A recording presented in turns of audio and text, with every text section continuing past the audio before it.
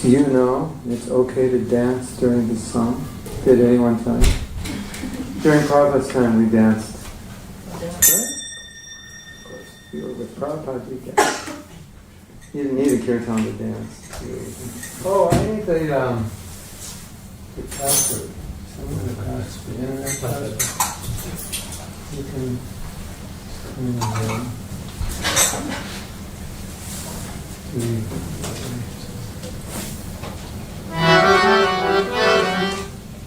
this song was not sung when I was first a devotee.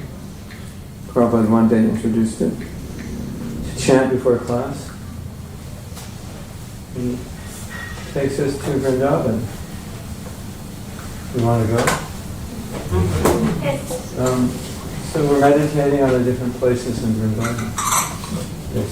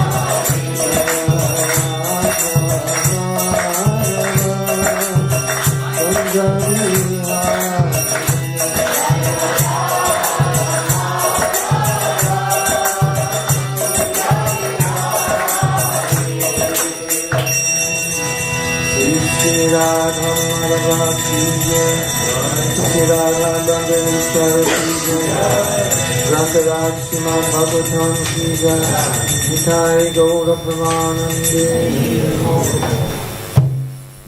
Vishnu Padaya Krishna Krishnaya Bhutane Shrimate Bhaktivedanta Namane Namaste Saraswati Deve Gauravani Pracharine Nirvise Sanivari Paschati. This table is called Go to Rath Yatra and Sell Bananas. We have the demoniac saying of kill two birds with one stone. You know that saying? In our tradition, there was a man who sells bananas and he wanted to go to Rath Yatra. How to manage that financially, he said, I will go to Rath Yatra and sell my bananas there. That's the kill two birds with one stone, because we don't kill birds. Right? So this is a harmonium stand and a Bhagavatam stand.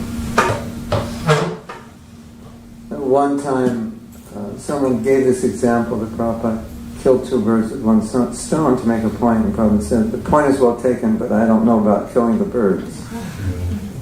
If that's proper. So, we're on verse number 43, is that correct? That's what I was told. Yes. Okay. This part of Bhagavatam can be extremely controversial, depending on what questions are asked after class. I may say something controversial which is not intentionally meant to be controversial. It's just the nature of this story. It brings up some issues which are very contemporary. I guess eternally contemporary, about misbehavior of respected people, or so-called respected people, and how to deal with the misbehavior of respected people. So we've already been talking about it in class, and when we begin, I'll give a little summary for those who haven't been here. Om Namo Bhagavate Vasudevaya. Om Namo Bhagavate Vasudevaya. Om Namo Bhagavate Vasudevaya. Om Namo Bhagavate Vasudevaya. Om Namo Bhagavate Vasudevaya. Om Namo Bhagavate Vasudevaya. Okay. Uvacha. Uvacha. Chasahanti. Chasahanti. Asya. Asya. Is there any way I can get more light? There isn't. Okay. Yes, thank you.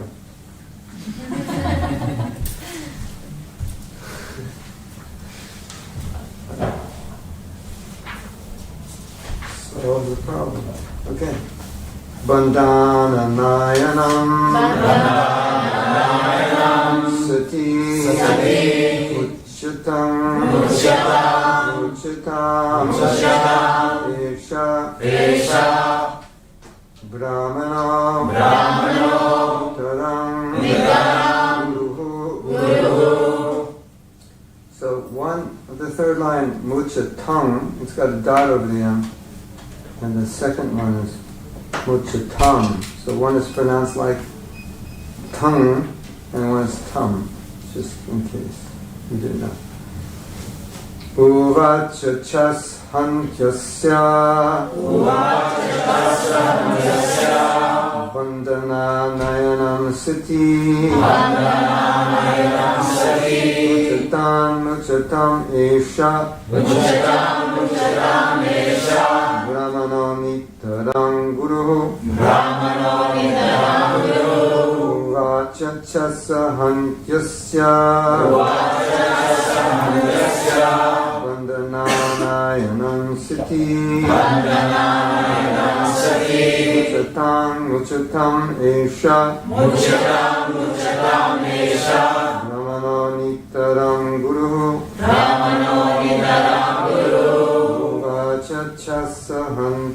Vandana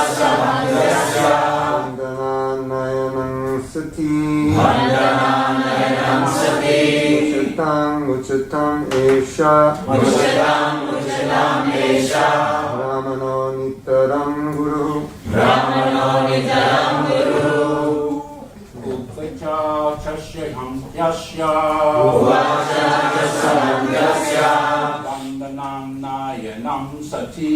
Vandanam nayanam sati. Uchitam esha.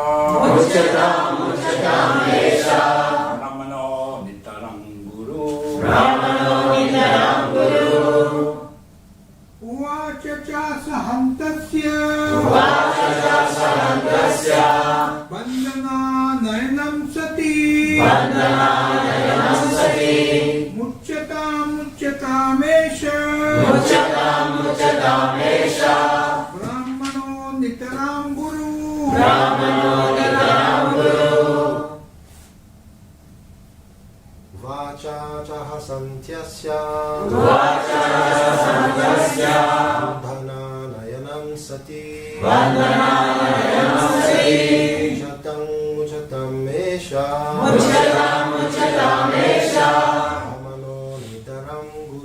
Brahmano nitaram guru. Ladies?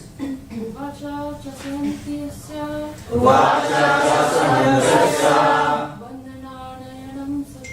Vandanayanam sati. Muchatamesha. Brahmano nitaram guru. Vacha cha sahantyasya.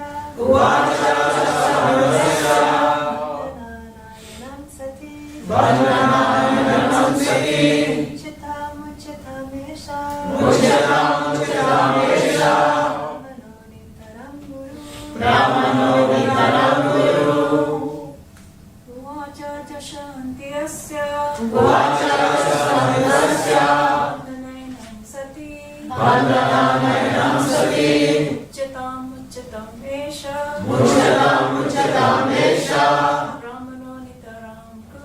Brahmano nitaram guru. Word meanings? Vacha. Said. Cha. And. Asahanti. Being unbearable for her. Asya. His. Bandhana. Being bound. Anayanam. Bringing him. Sati. The devoted. Muchatam. Just get him released. Eshaha. This. Brahmanaha. A Brahmana. Nitaram. Our. Guruhu. Teacher. She, Draupadi. Right? Draupadi, yes. She could not tolerate Ashvatthama's being bound by ropes. And being a devoted lady, she said, release him, for he is a Brahmana, our spiritual master. So let me just give background for those of you who aren't here. Dronacharya was the teacher of the Pandavas. His son, Ashvatthama, killed the sons of Draupadi while they were sleeping. Which of course is an abominable action, and according to shastra he deserves to be killed.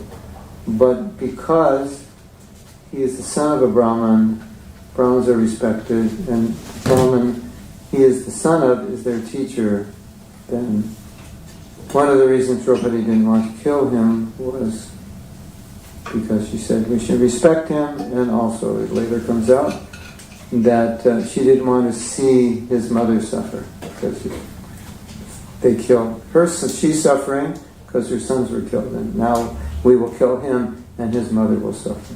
So those are the two reasons. Hare Krishna. As soon as Ashvatthama was brought before Draupadi, she thought it intolerable that a Brahmana should be arrested like a culprit and brought before her in this condition, especially when the Brahmana happened to be a teacher's son. Arjuna arrested Ashvatthama, knowing perfectly well that he was the son of Dronacharya. Krishna also, when this happened, Arjuna made a vow that he would kill Ashvatthama.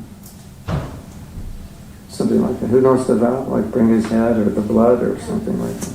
Something a Kshatriya would do. You know, he was obviously angry and upset.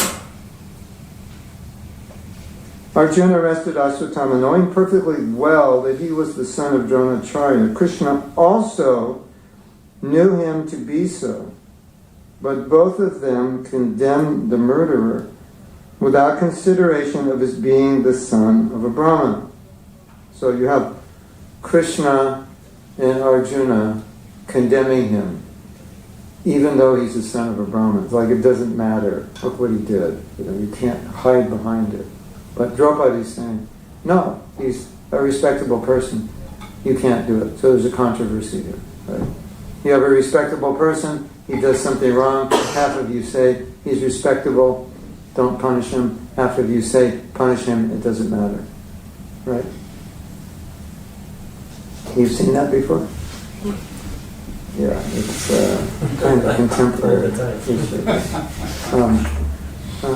Yeah, and so we call this an Ashvatthama moment. Like you have an Arjuna moment, perplexed. This is an Ashvatthama, damned if you do, damned if you don't, basically. And I feel sorry for those who are in positions who have to make such decisions, because as soon as you make it, half the people become your friends and half become your enemies. Or some divide like that. Right? Yes? If you've been a leader, you know.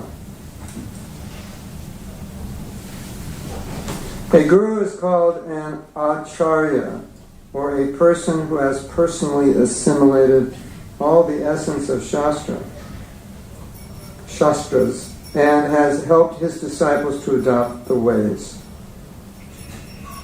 Ashvatthama failed to discharge the duties of a Brahmana or a teacher, and therefore he was liable to be rejected from the exalted position of a Brahmana. On this consideration, both Lord Sri Krishna and Arjuna were right in condemning Ashvatthama. But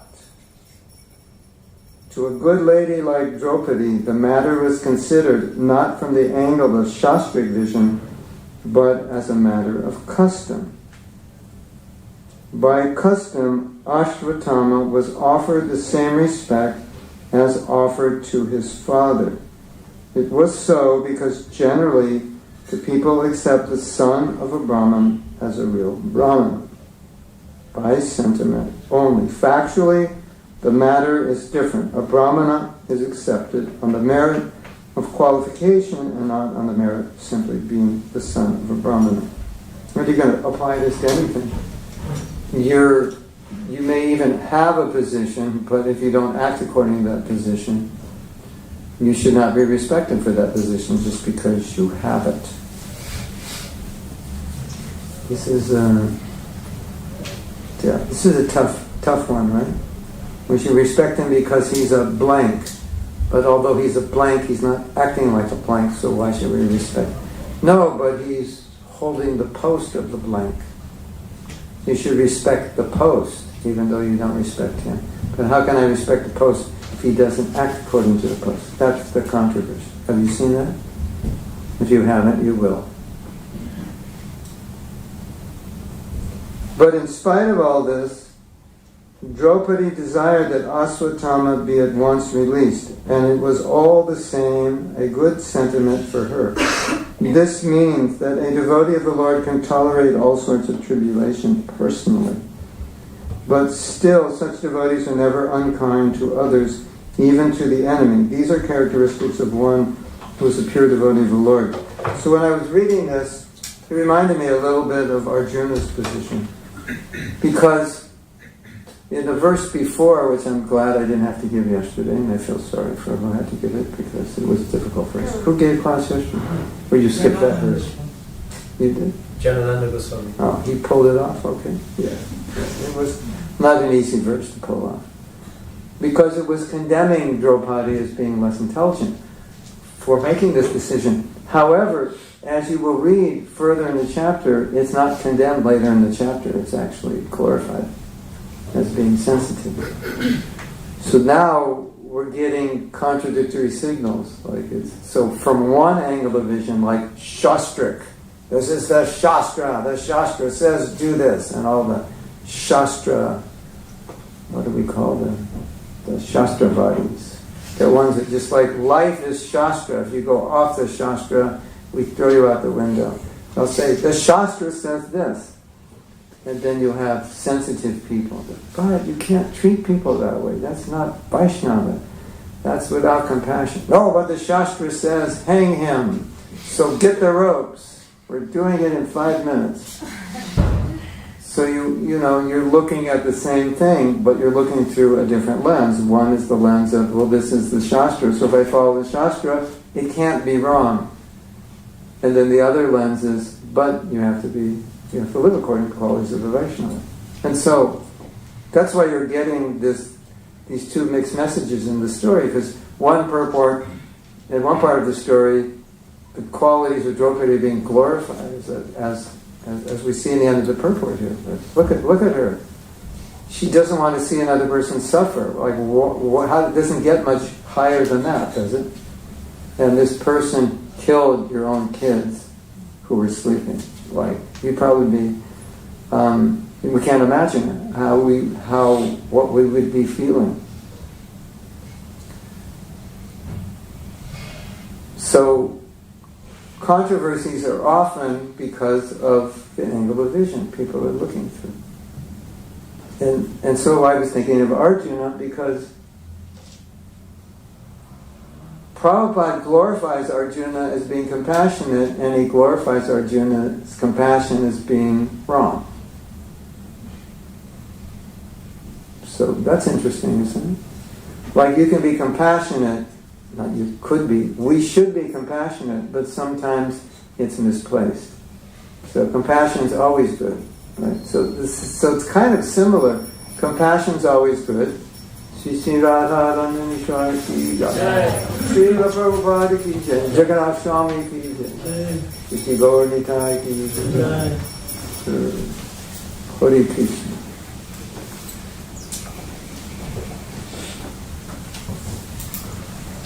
Compassion is always good, except when it shouldn't be applied in some situations. So that's what's going.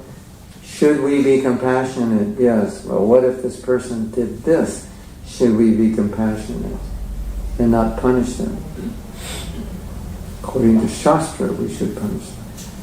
So, was Arjuna's compassion good or was it bad? It was good because compassion is always good. It was bad because it was misplaced. He should not have been compassionate at that time, because the consequence of that compassion would be disastrous for the world.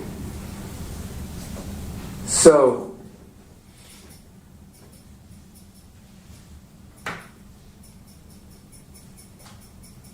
the way Krishna arranged this Leela is that eventually, interestingly, even though Arjuna and Krishna initially said he should be killed, they reneged on that opinion. It was only Bhimasena who wanted to kill him.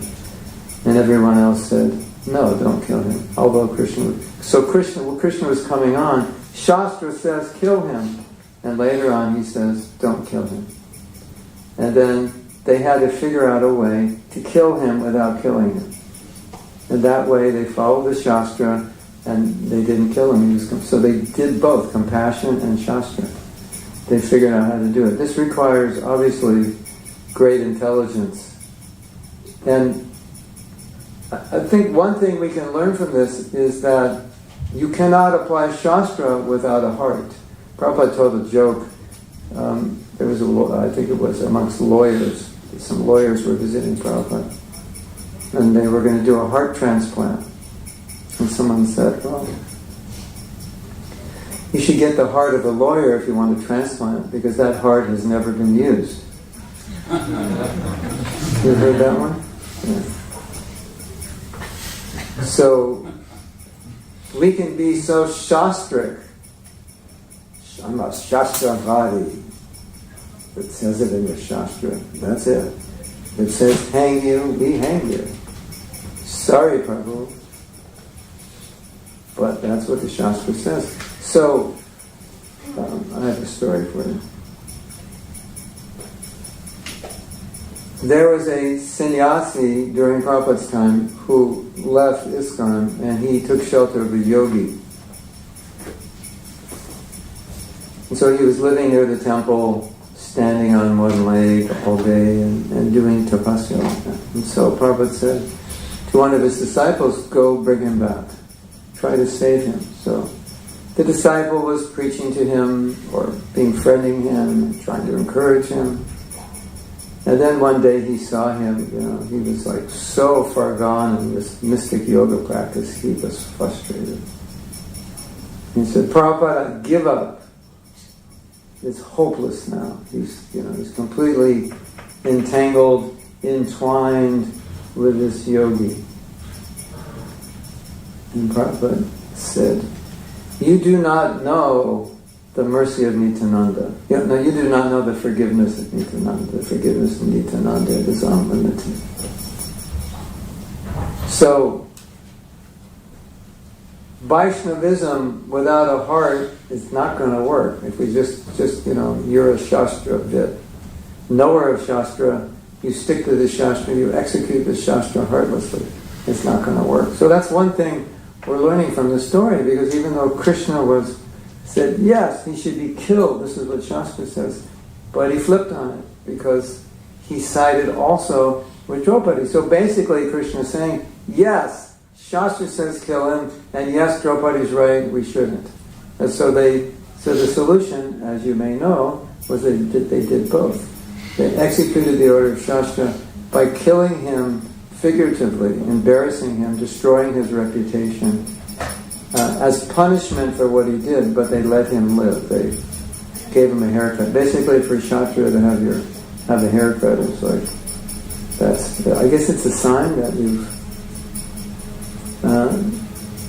have no position anymore. They had some jewel. It said they took off his jewel. I don't understand. Was that born with that jewel or what? Does anybody know? Or was it the sign of his greatness? They pulled it off. You're not great anymore. Kind of like removed his tattoo. You're nobody now. Something like that. And cut his hair, which means you've been rejected. So it was like he was publicly defamed for what he had done, but they respected the fact that he was the son of a Brahmin, and the compassion of Draupadi reigned, at least enough that he could live. So they did both. Punished, but not killed. That was the conclusion. Shastra and compassion. And if you just have compassion without Shastra, you may not make the right decision. Just Shastra without compassion, you may not make the right decision. So then, the last part of this purport, Prabhupada glorifies Draupadi and says, although he said in the purport before, it's because she was a woman and being sentimental. And I think Prabhupada, it doesn't follow, because now she's being glorified as being a pure devotee, and Prabhupada glorified Arjuna as a pure devotee. But the compassion was not properly placed. So when Prabhupada and Krishna are looking at the story from Shastra, then it's sentimental. When looking at it from the characteristic of pure devotion, it's glorified. So it just depends how you want to, chop it up, basically. So, but here, he's glorifying Draupadi and saying, this is characteristic of a pure devotee. So, many, many times I've quoted Srila Bhaktivedanta saying something that is extremely difficult for us to practice, but extremely necessary, and Draupadi is doing it right now. You should only desire the greatest good for your worst enemies.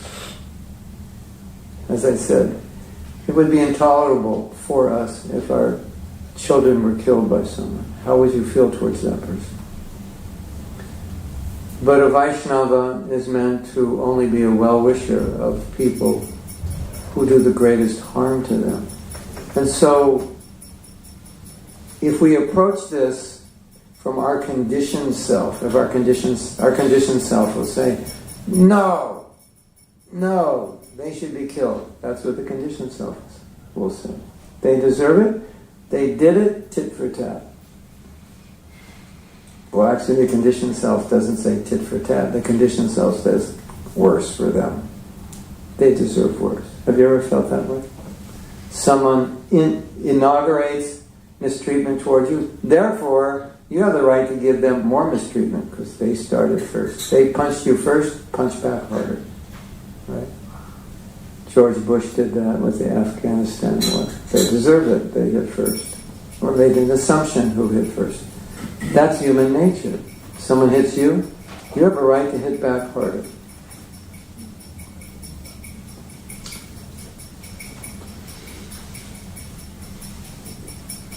And so we have examples in Shastra of devotees who were hit very hard who did not hit back. In fact, they did hit back. They were hit really hard. Somebody tried to kill them.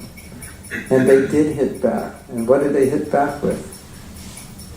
Prayers for the well-being. First they hit back with forgiveness, and then prayers for the well-being of that person. Is that amazing?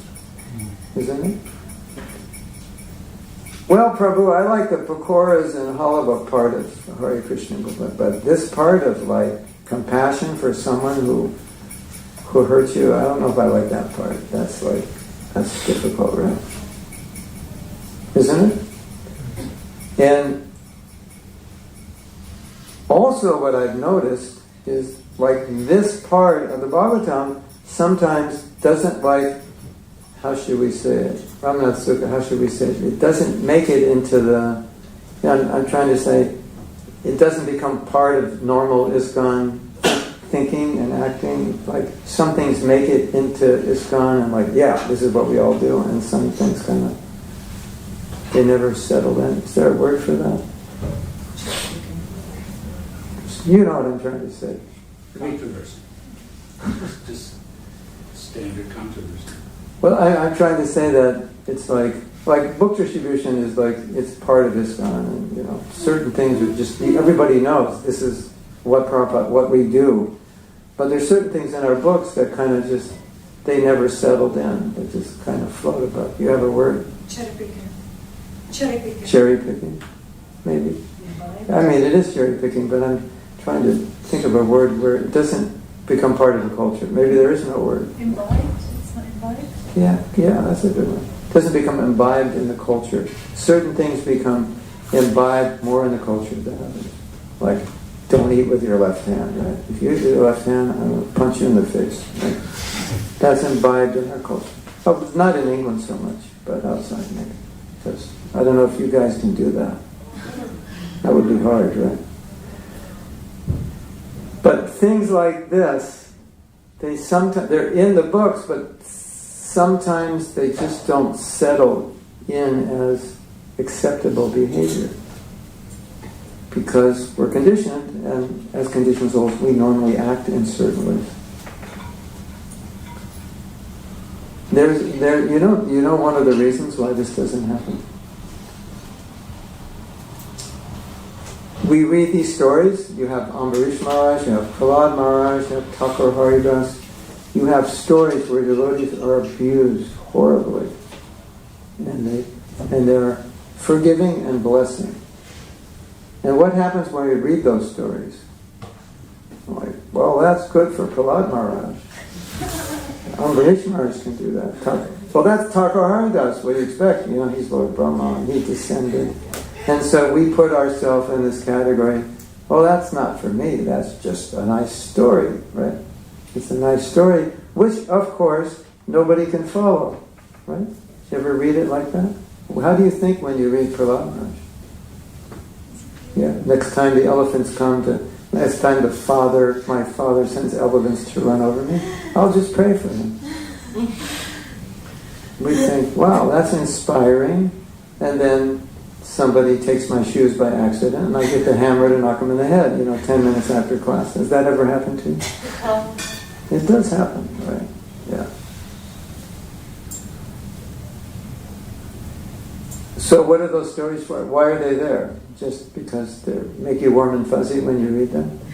Right? Oh, Prahlad Maharaj, look what he did. I feel so good. He's in our line of Vaishnavas. And then you go out and get your hammer and knock people on the head when they bother you. Yes? You have that experience? Well, here's the bad news, ladies and gentlemen. These stories are for us. In case you didn't notice. We are supposed to act this way. Hare Krishna. Well, Prabhu, I'm just a human. Yeah, that's the problem. You're just a human, and Prabhupada wants us to be more than just human. He wants us to be Vaishnavas, and this is one of the behaviors of a Vaishnava. So we're meant to practice this. If you can't live it, you practice it. And so Draupadi is setting this example, and Prabhupada is glorifying her. I want to read the last paragraph again, because Prabhupada says it so well. In spite of all this, Draupadi desired that Ashvatthama be at once released, and it was all the same a good sentiment for her. This means that a devotee of the Lord can tolerate all sorts of tribulation personally. But still, such devotees are never unkind to others, even to the enemy. These are the characteristics of one who is a pure devotee of the Lord. We have a t-shirt that says, love the people you hate, even though you hate to love them.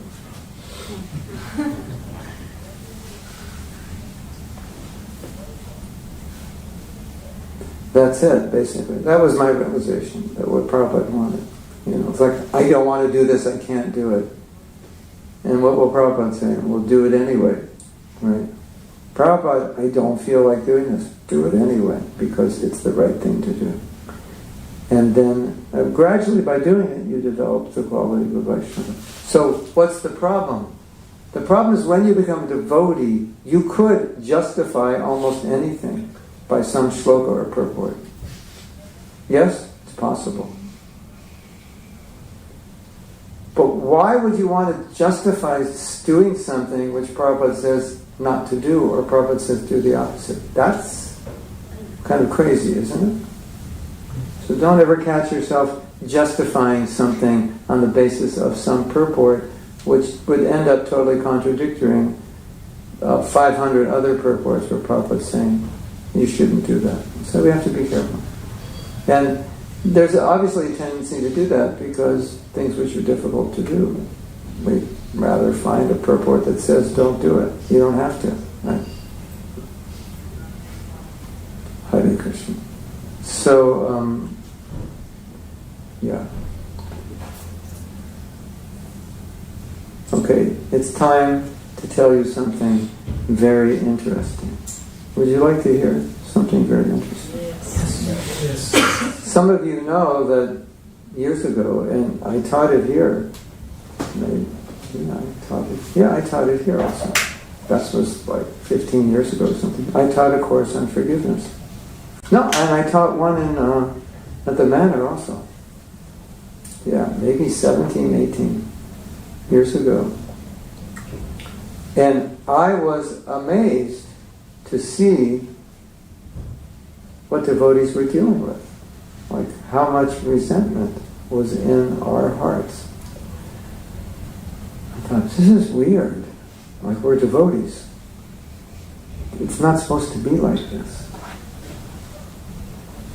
And then I would joke with the devotees. I would say, okay, we're having a forgiveness workshop. Now I have a question. How many of you, raise your hand if you believe in karma, which they're all devotees, so it was kind of a joke. And everyone raises their hand. I said, okay, this is a forgiveness workshop and you believe in karma, which means whatever you do comes back to you. So my next question is, why are you in a forgiveness workshop if you believe in karma? It makes absolutely no sense, does it? Isn't that interesting? I find that incredibly interesting. Like we can know everything, and it like stays about right here, and it never gets into here. And so that's the challenge we face. And we hear all these stories. Wow, an amazing story, amazing class. It's part of Bhagavatam, amazing, amazing, and it's like floating here. And it never gets here. And so that's the challenge. And that became evident as I went around the world teaching these courses. And why should this even exist in ISKCON? We have so many examples of forgiveness. I had another realization also. If you don't want to be forgiving or compassionate and so forth, you won't. Nothing will happen when you read these stories. You just read it and you'll go on to the next verse, and it's like it didn't even exist. Because if you don't want something, and sometimes it's subtle, you don't even realize it, it just bounces off you. It's like there's no effect. And from these experiences, I had very clear realizations that developing Vaishnava qualities requires that you actually want to. Because when you want to, all of a sudden it comes out of the pages. Wow, I never read this before. Well, Prabhu, you read Bhagavatam 5 times. You didn't read this? Oh, I didn't realize this was there. I didn't realize. Isn't it? You ever have that experience? Like, why didn't it pop out? We weren't interested in it popping out. We're interested in something else. And when you become interested, so many things pop out of Prabhupada's books that you never noticed.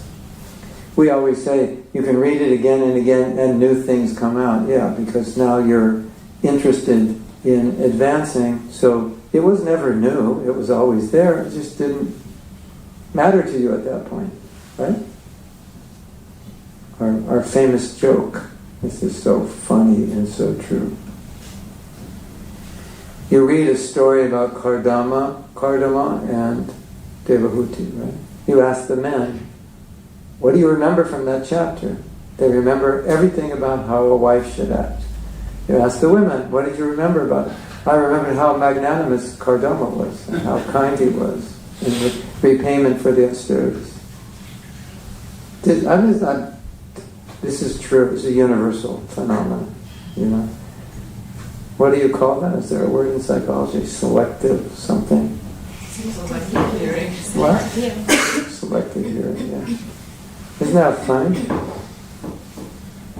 So the man goes to his wife. Did you read the chapter on Devahuti? Did you read all those things? That's all he remembers. And she remembers all the things that he's supposed to be. Isn't that interesting?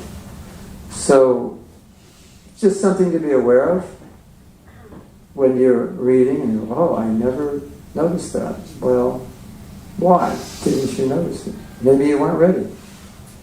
So anyway, Draupadi is glorified for her amazing compassion. And last thing I want to say, then we'll have discussion. You know Bhagavad Gita, where Krishna describes compassion as you feel the pain of another person, and because you have that experience, you know what pain they're going through, and you feel compassionate. You can feel their pain because you can relate to the pain because you've been through it. You know that verse? Or like Atmavan Manjite Jagat, you know by your own experience. But in Bhagavad Gita, Krishna says, through his own experience, every person, this is a meditation for you today, when you go outside, every person you see obviously has a body and is stuck inside it, right?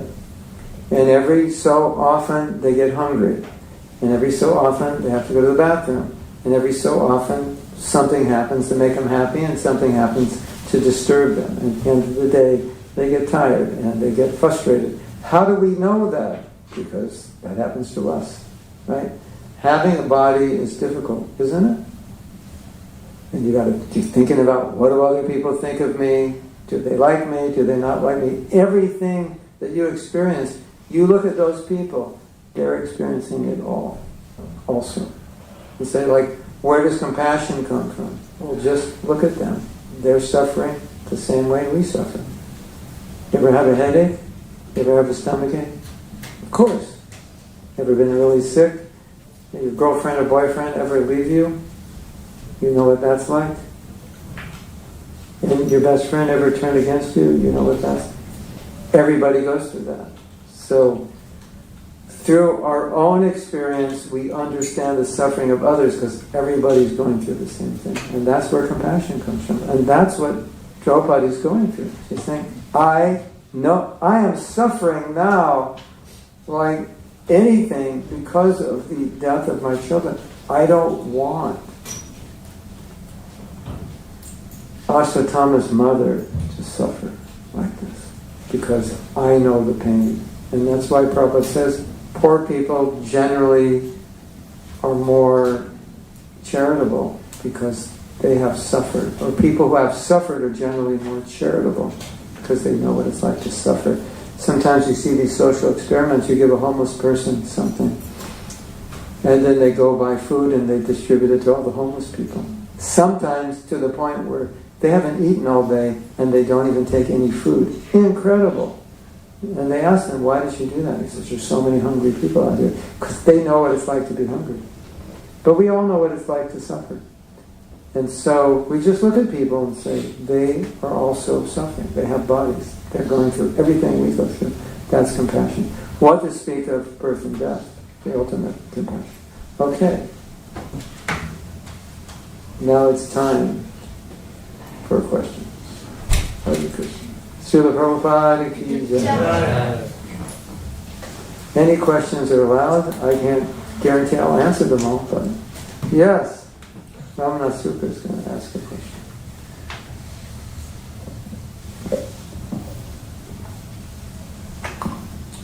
Hare Krishna. Thank you very much for your insightful class. Very relevant also.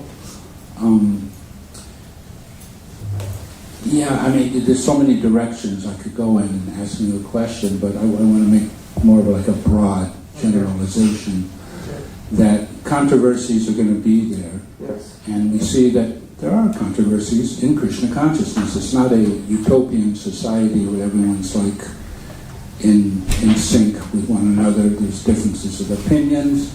Sometimes those opinions can be quite extreme, and people get fixated in their perspective.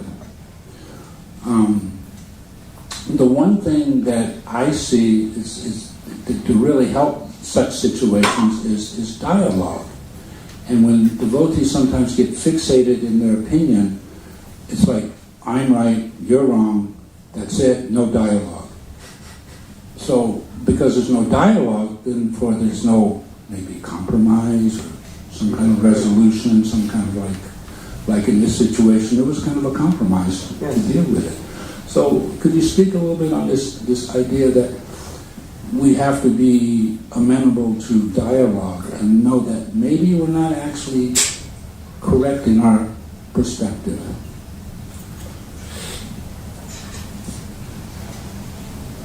Well, one of the thoughts, first thought that comes to mind is when you made the point, people have different points of view, and we were talking about the different points of view are filtered through certain lenses. So we saw here, very good example, two lenses, which is why they didn't agree. If the other party could just see through the other party's lens, now I see why. Now I understand why you see it that way. Now I'll give you an example because what you said is very practical. In the controversy about Vaishnavi Diksha Guru, those who were against it were quoting several verses in shastra that, according to them, indicated that women, unless they're liberated, shouldn't do it.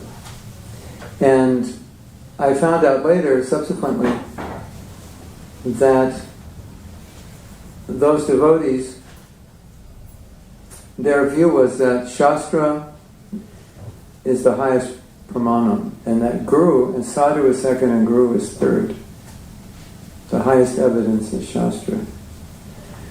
So, okay, that's a point of view.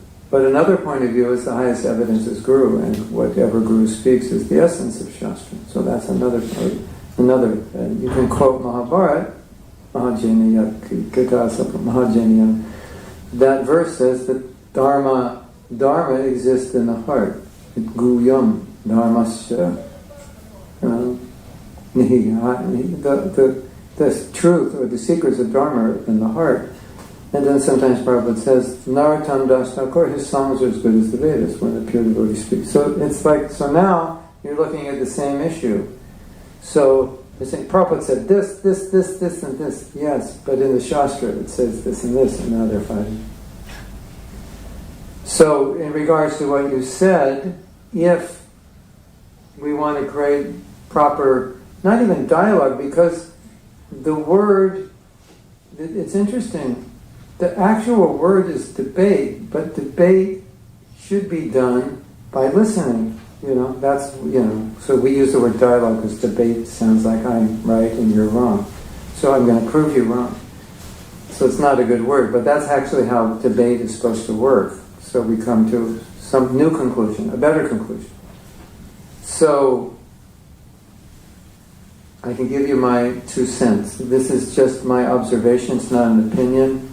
We need in our organization, we lack severely in this problem here of being able to see why another person is thinking the way they do. Once you try to understand it, it becomes very clear. Oh, now I see why you think this way, because you're basing it on this statement, and your subjective perspective is Shastra is the highest evidence. Oh, now I can see why you disagree with them, because from your perspective, Guru is the highest evidence, and you're taking things that Prabhupada said in purports and letters. But these things come out in dialogue. Yeah, exactly. Should come out. Yeah, exactly. Where there's no enmity towards the other person. Exactly. You just, let's be respectful as devotees in dialogue. Let's try and understand what you're saying from your point of view and what I'm saying from my point of view. We still may disagree, but at least we won't kill one another at the end of the day. We were talking about this somewhere. Maybe it was on Sunday, or I forget where. The problem, you just stated the problem, like you and I disagree on an issue, and now we don't like one another. Rather than, I like you, but because I like you and I know you, and I trust your intelligence and sincerity, I want to find out why you don't see it the way I do. Maybe I'm missing out. Maybe I'm lacking in some way. But the point you made is, well, I couldn't be wrong because...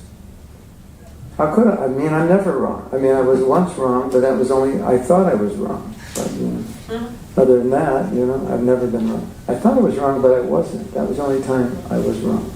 So we think that way. That's a bona fide conditioned soul. And then we become enemies and we don't like the devotee, which is really dangerous for us and society.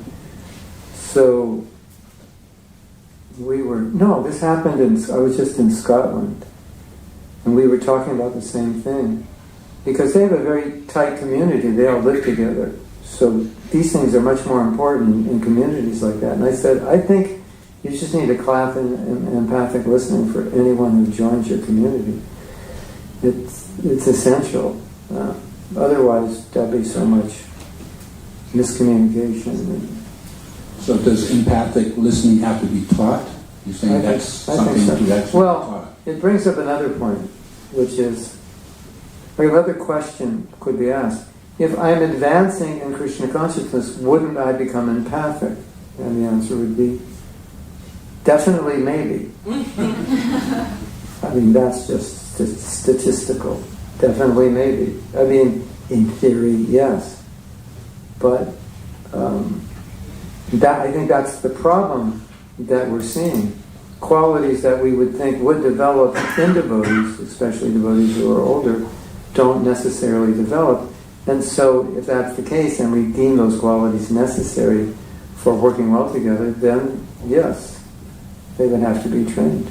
The whole field of pastoral counseling is so interesting. It's because pastors couldn't deal with a lot of these issues, and they had to be trained. They didn't understand them. So they're trying to help devotees and they don't even know how to listen. They're just, oh Prabhu, just be quiet, I'll tell you what to do.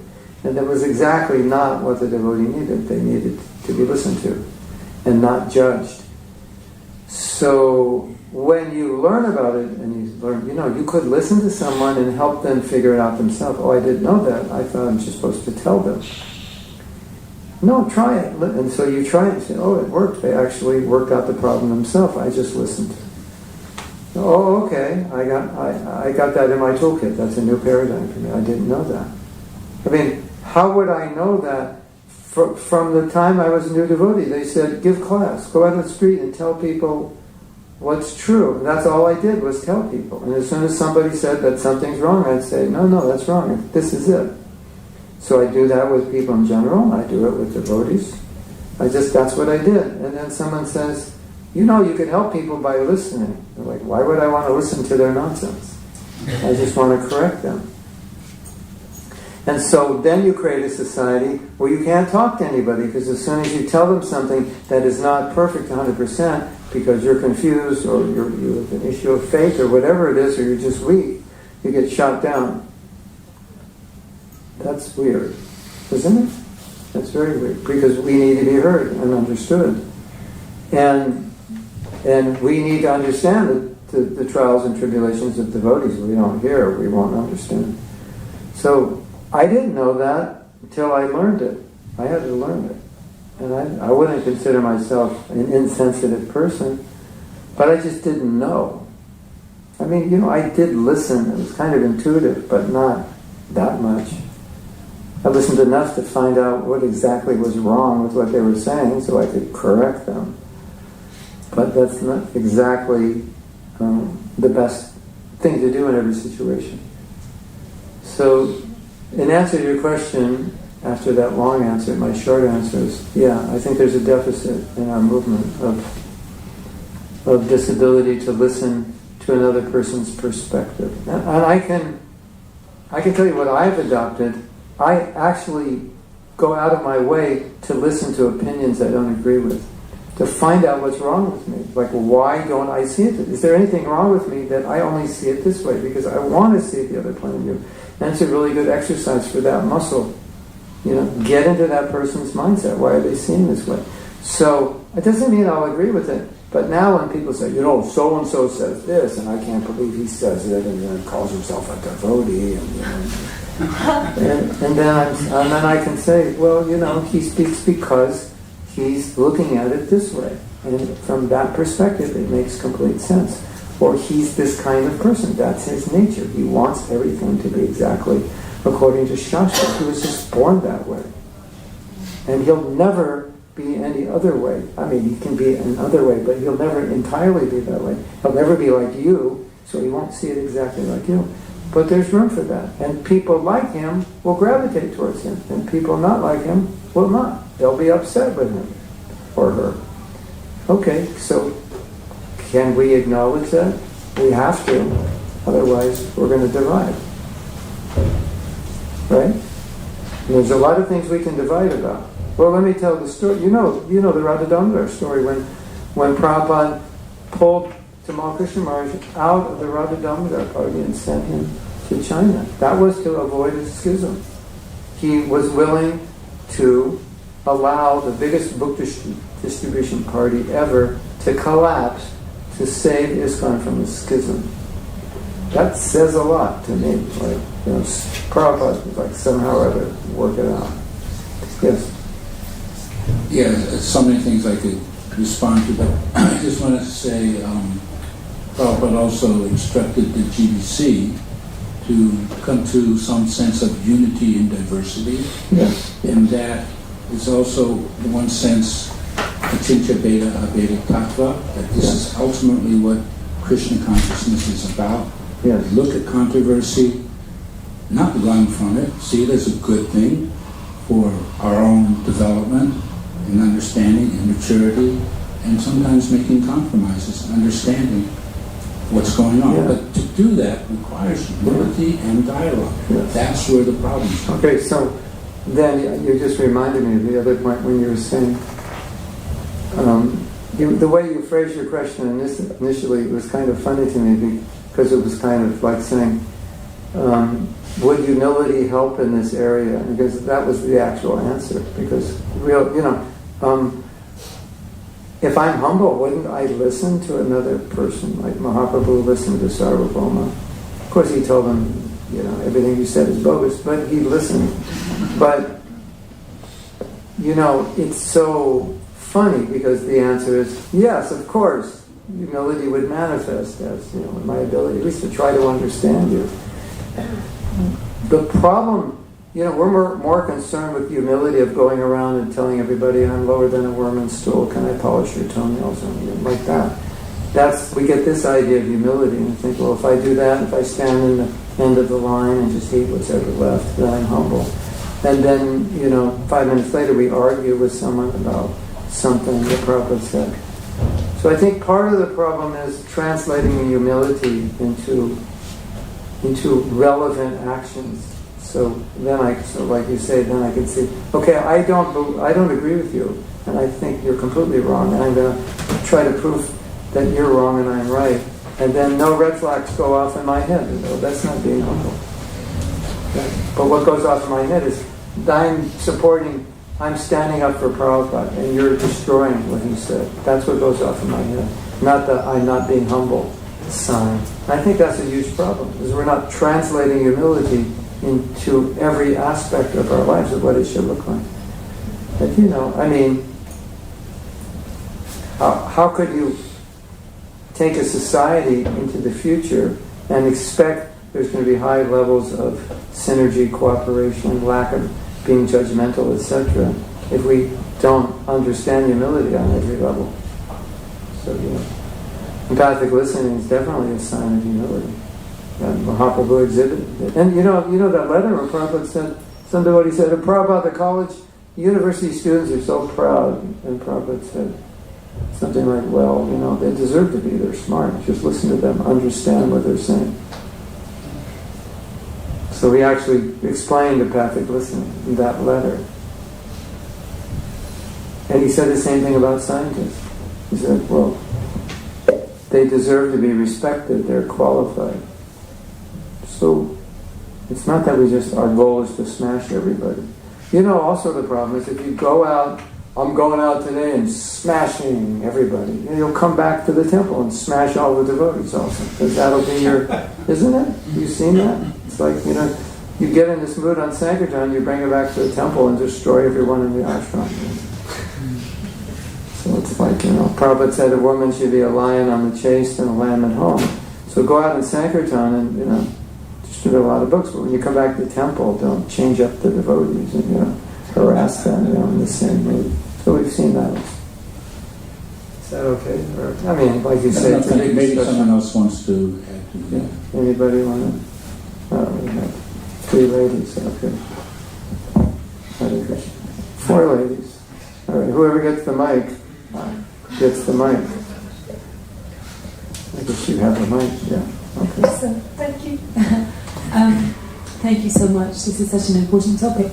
I wanted to ask, do you have any reflections on holding space? So, for example, you live in a community of devotees, you've lived in a community for 30 years, you've listened to different groups of devotees' opinions about different things, you've respected their opinions, you have been living alongside people that may never agree, you're friends with them, both. Yeah. Any reflections on, and some days, obviously the natural irritability comes up, why is this still a thing, how do you have any reflections on holding space and respect for, even when, and then sometimes what might happen is one camp of devotees comes under fire from another camp of devotees for another reason, it's the same old issue, and you've accepted that devotee for who they are, you're trying to not defend the devotee but support the devotee, but also there's just, how do you hold space, I guess, is the question. Well, I can tell you how I deal with it. There's 2 issues you brought up. One is the issue of you personally, but then there's the issue of the society of devotees and how it manifests there, because you could easily just understand, well, we're all different, so naturally, we're gonna. That was the unity and diversity point that Prabhupada made, that we're all different. So to think we're all going to see things exactly the same, even the same shloka we see differently. He said it's not going to happen always because we're just different. So we have different lenses. But the second problem is a very serious problem when the differences create factions. That we have to do something, whatever we can do to heal that, to help. I can't say exactly how you would help in every situation, but that is something that Prabhupada opposed with every ounce of energy. And if we can help devotees understand that disagreements will be there, and we can still, I love you even though I disagree with you. I need you. I need your association. We need one another. That's the level we need to help one another come to.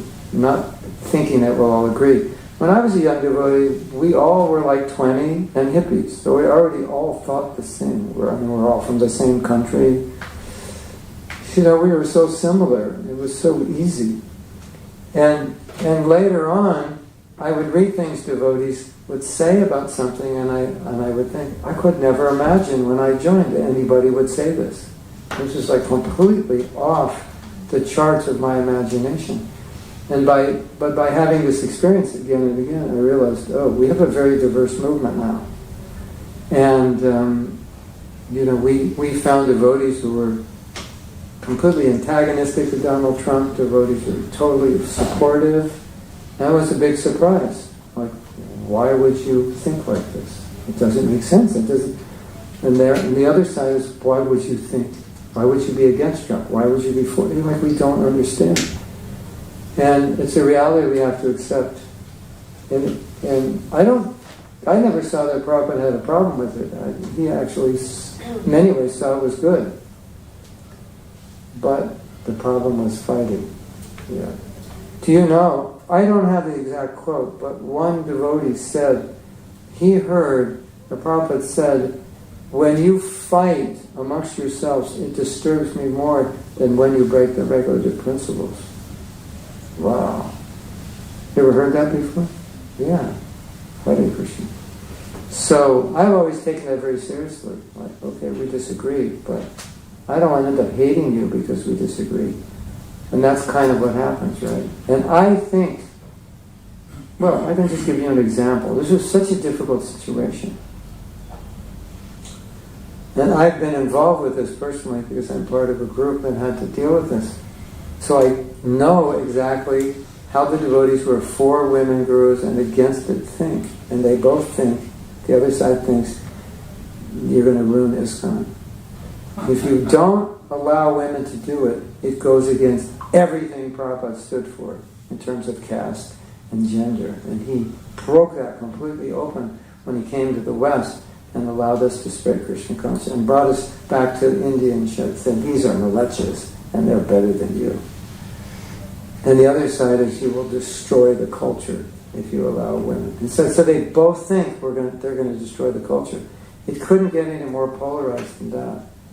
And we have to learn how to work together and respect one another and love one another for their great Vaishnava qualities in spite of it. And I've seen in the groups that I work with how difficult that can be sometimes. Like, you want to love this person because they're such a gentleman, a nice devotee, and you want to strangle them for what they think. And you have these mixed emotions going on. And like we're saying in class, how Draupadi is feeling, we have to learn to be that way. The person who's destroyed you, you have to still understand them. Anything you can do in your life to avoid any kind of faction or fighting amongst devotees, do it, because that's service. That's service to Prabhupada. And I think one of the ways we do it, one of the ways I try to do it, is just talking about these issues over and over again. So it goes so deep within our psyche that no matter what I think or you think, we cannot fight, because it will tear Prabhupada's movement apart, it will tear his heart apart, And it's so rajasic and tamasic to fight about these things. It's not sattvic. Sattvic discussion is okay. I understand. I respect your opinion. But I have mine, and I have my reasons. How else can you have an organization? You know, we've had two very divisive issues come up in the past year. Vaishnavi Diksha Guru being one. And I don't know if you know how divisive it is, but I was very involved, so I know every minute detail of division of how devotees are thinking and how the emotions start running very high. How could you think like this? You're so, like, what's wrong with you that you like that? And attacking one another for not believing what we believe. That's really degrading us into tamaguna. I mean, we need to avoid it. And we need to be aware of it. And that's like Maya's trick. You know, she'll just pull us into tamaguna. Did that answer your question? It's like beyond that, I don't know. Okay. Give the mic to the...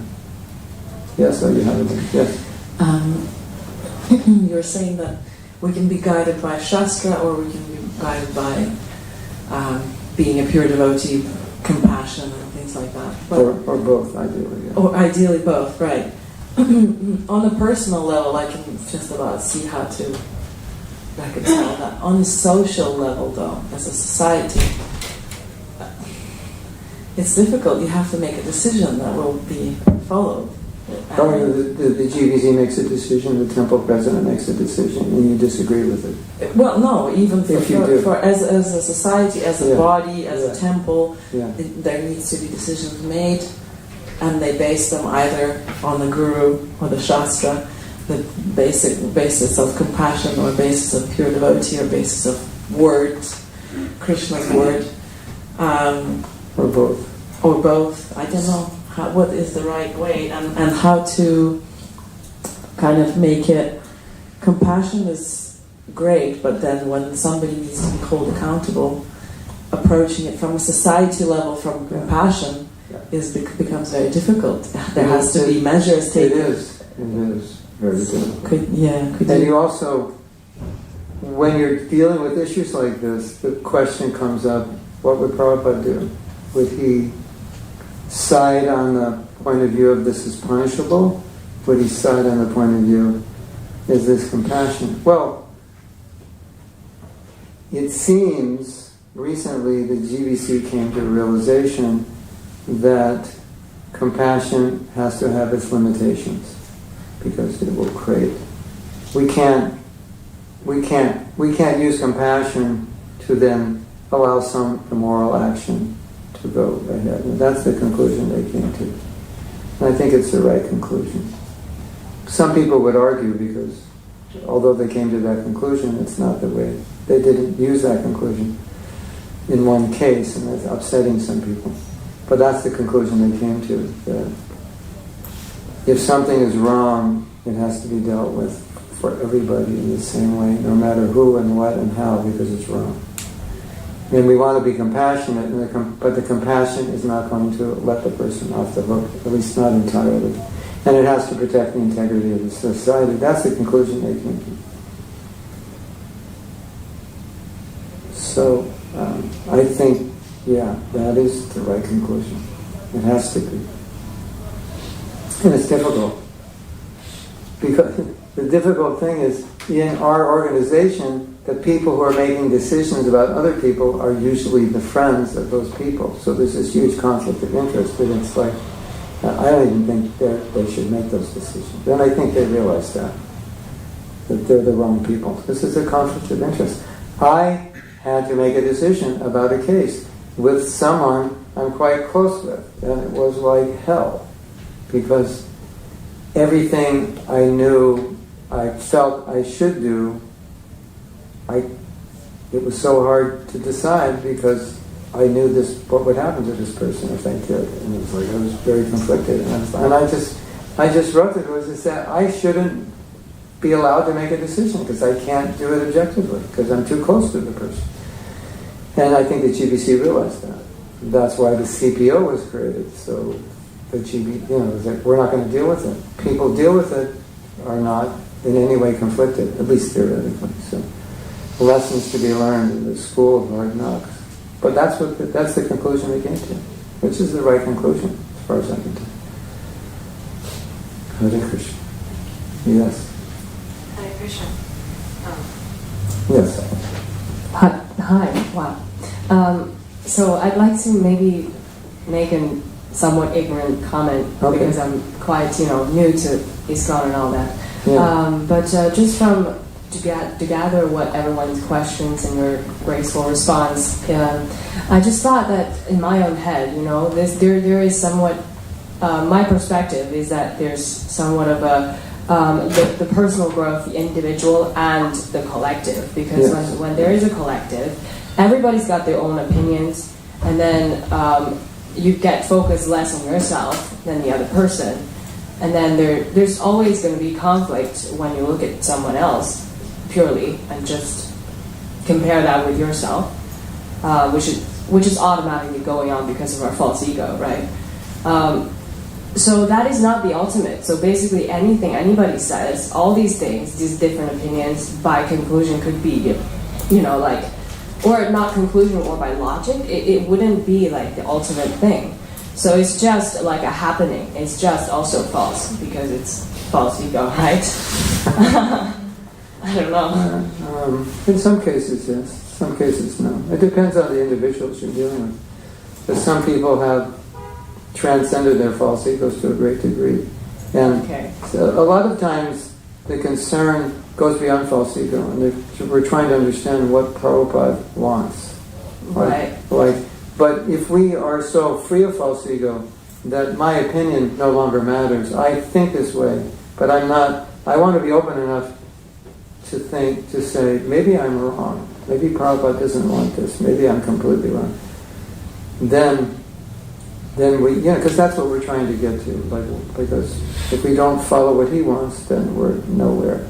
So, but what you're saying is true. If the ego is too big, it's just, I want to be right, you want to be right, and we may both be wrong, or one of us completely wrong. So humility then is the answer, ultimately. Yeah, I will proceed to a question which is linked to individual growth and collective because as I said, I'm rather new, so to learn about the philosophy has been a real pleasure. It's been very, very fulfilling and useful.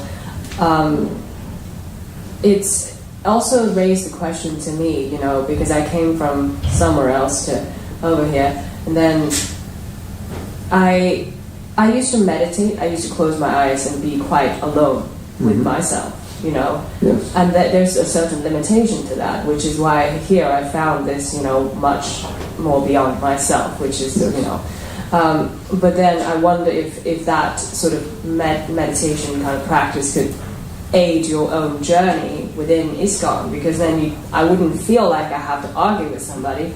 I could just, get to the core of myself and see what's my truth right now, and then I would be more seated in my position to have a civil conversation and be more open to another person rather than,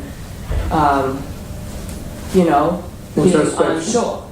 So, so the example of the other devotee, you were saying, he merged into the mystic yogi and all that. Is there such restrictions as to what you do to help yourself along this journey with Prabhupada's teachings? As long as it's not sinful, against our principles, antithetical to the core principles of our philosophy, the principle is whatever helps, do it. Whatever hurts, don't. So what you're talking about, I think, is more of an introspection of looking at your own consciousness, your own motives, isn't it? Like why? Yeah, that automatically happens when you're doing meditation. Yeah, so that's useful, of course. That's helpful. We need more of that. Okay. Because if you're looking at your own motivations, then maybe there's a debate and you realize, I don't even care what the conclusion is, I just want to win the debate. And then you realize, oh, this is stupid. My ego is getting in the way. Yeah, that's I would say that kind of meditation is essential. to understand our own consciousness, our own motives. It's part of bhakti. Why am I doing something? What's the reason? I just want to be honored for it, or prove myself right, or in some way get a position of respect in the society. To be aware of that, that's essential. So that's good. So if it helps, yes. Okay, thank you. You're welcome. Okay. Katerina. But I guess we have to end class half hour ago, right? Yes? Hare Krishna. I'm just waiting for you, Dada, to get the cane and pull me off the seat. Is that how I get your blessings? Yeah. Well, it's not my temple, and I'm not, I don't want to take advantage of it. So I was just expecting to hear something from you, like, we can talk more after class. Yeah. Okay, so we'll make this the last one. Is that good? I mean, I was just in Poland. The questions went for an hour and a half to 2 hours. The potential's there. Yes. Yes, I wanted to ask, when we deal with different devotees on the different stages and devotees with their dormant Krishna consciousness, how do we know this is the time to show compassion and this is the time when the compassion was misplaced? Ultimately, you have to know shastra well. You have to know Prabhupada's desire well, what outcome he would want. That's not always easy. Sometimes you'll have to discuss with senior devotees because you don't know. Even senior devotees sometimes will have trouble with this question. So it's not easy. That's why we have Sangha. And say, what do you think? I think like this. Do you think that's correct? And another devotee will say, yes, I think it's correct, or I think no. There's other points. You won't always know. It's part of being sincere. It's very difficult. Because Prabhupada acted differently in different situations. So sometimes it's confusing. Because you can use evidence and say, let's do this. Prabhupada did it. Yeah, but this time he did the opposite. And now I have to figure out how to apply these two examples to this situation. And Prabhupada acknowledged that requires some intelligence, which we don't always have, or maybe ever have. So we want to discuss it with seniors. Sometimes it's obvious. This will be the best thing. We can see the result will be good for everybody. Sometimes it's not. That's why we have devotee association.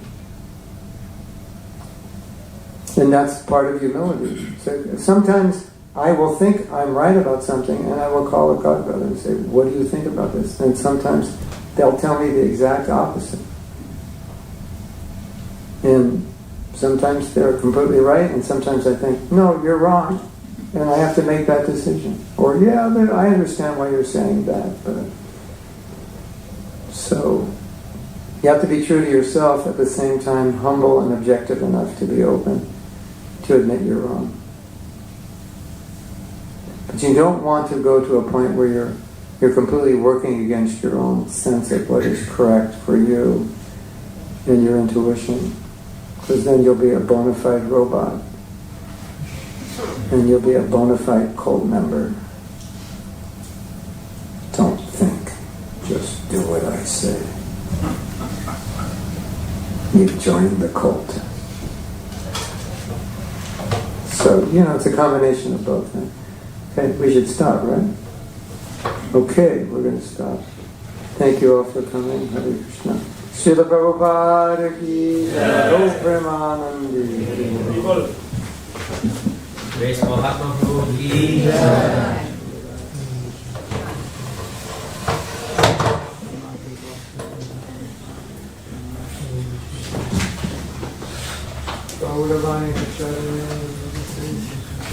You still have, you have prasadam here in the company? Breakfast, lunch, and dinner, right? For breakfast, right? As I remember. Something like that? Used to be, the last time I was here.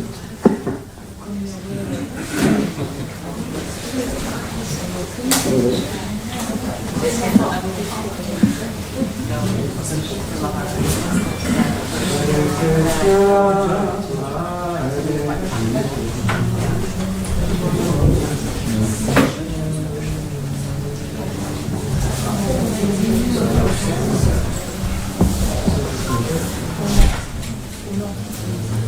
someone asked about the working Kind of sick about it.